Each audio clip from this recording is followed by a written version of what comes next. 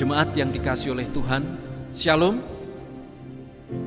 Firman Tuhan di dalam ibadah kita pada saat ini akan bersama kita baca dari Injil Matius pasal 18. Injil Matius pasal 18 ayat 21 sampai ayat 22. Injil Matius pasal 18 ayat 21 sampai ayat 22. Demikian firman Tuhan. Kemudian datanglah Petrus dan berkata kepada Yesus, "Tuhan, sampai berapa kali aku harus mengampuni saudaraku jika ia berbuat dosa terhadap aku? Sampai 7 kali?" Yesus berkata kepadanya, "Bukan. Aku berkata kepadamu, bukan sampai 7 kali, melainkan sampai 70 kali 7 kali." Yang berbahagia adalah kita yang senantiasa mendengarkan firman Tuhan dan memperhatikannya di dalam kehidupan sehari-hari. Haleluya. Jemaat Tuhan yang terkasih, tema firman yang kita renungkan di dalam ibadah kita saat ini adalah menjadi komunitas yang mengampuni. Bapak Ibu Saudara-saudara jemaat yang dikasihi oleh Tuhan, ada lagu yang berjudul "Tie, a Yellow Ribbon Round the Old Oak Tree". Lagu ini sebenarnya memuat suatu kisah tentang seorang suami yang sering menyakiti istri dan anak-anaknya dengan tindakan kekerasan. Dan sebagai suami, dia tidak pernah bertanggung jawab terhadap hidup keluarganya, istri dan anaknya. Dan akhirnya suami ini meninggalkan mereka, meninggalkan istrinya, meninggalkan anaknya dan pergi ke suatu kota. Dan di kota sang suami membuat suatu bisnis. Sekalipun bisnis itu bertentangan dengan hukum, dia memang menjadi seorang yang kaya. Tetapi akhirnya karena bisnis yang melanggar hukum itulah dia ditangkap dan dipenjara hampir 15 tahun. Seluruh hartanya lenyap karena disita oleh negara. Dan di penjara itulah dia mengalami perubahan hidup. Menyesal karena dosa dan kesalahannya di masa lampau. Dia terlantarkan istrinya, dia terlantarkan anak-anaknya. Dia ingin kembali kepada keluarganya. Dia ingin kembali kepada istri dan anak-anaknya. Tetapi di dalam hatinya bergumul. Ketika dia ingin kembali kepada keluarganya, kepada istri yang sudah tersakiti, kepada anak-anak yang juga sudah tersakiti, apakah mereka tetap mau mengampuni kesalahannya, tetap mau memaafkan dia dan menerima dia apa adanya? Karena dia merasakan kesalahannya begitu besar kepada mereka. Sehingga akhirnya dia memberanikan diri untuk menulis surat kepada istrinya yang berisi, dia menyatakan penyesalannya dan dia ingin pulang. Kalau istri dan anak-anaknya tetap mau menerima keberadaan suaminya dan bapaknya ini. Istrinya diminta untuk mengikatkan pita kuning pohon tengah kota, yakni pohon oak yang berada di sana. Dan akhirnya sang suami bisa keluar dari penjara.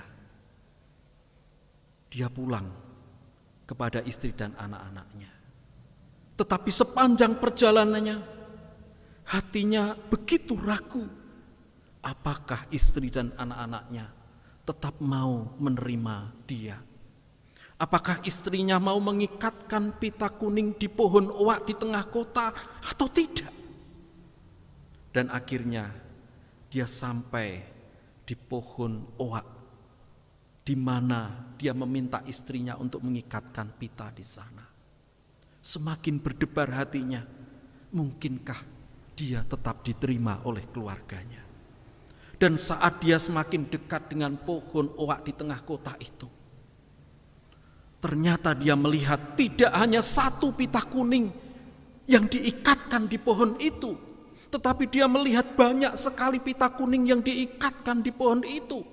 Dan dia juga melihat istri dan anak-anaknya sudah menunggu di bawah pohon oak itu. Ketika sang suami semakin mendekat, pohon itu juga mendekati istri dan anak-anaknya. Dia begitu terharu, dia bercucuran air mata, dia peluk istrinya dan dia peluk anak-anaknya dengan bersukacita.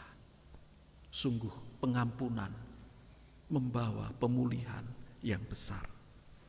Bapak Ibu Saudara yang dikasihi oleh Tuhan, bacaan Injil hari ini merupakan ajaran Tuhan Yesus tentang pengampunan.